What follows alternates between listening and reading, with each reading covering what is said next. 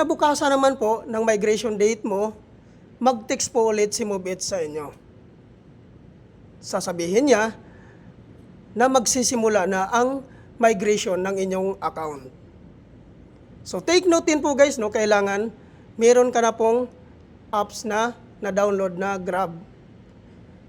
At kailangan po guys, wag ka munang magbukas ng MoveIt app mo at saka Grab apps mo.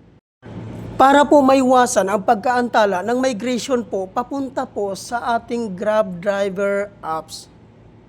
So ayan po guys, no, malinaw po yan sa inyo. Kailangan po sundin nyo po yan para po maiwasan po natin ang pagka-restrict po ng account po natin.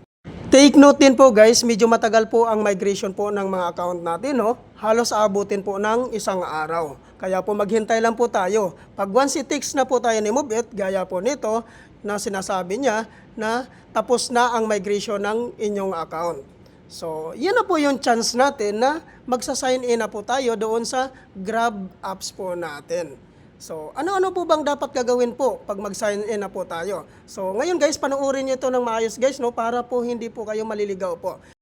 Meron po tayong 4 na paraan po guys ng pag-sign in po dito guys, no. Kaya po panoorin niyo po ito ng maigi para po maunawaan niyo po ito ng husto. Ang number 1 po dito guys, which is yung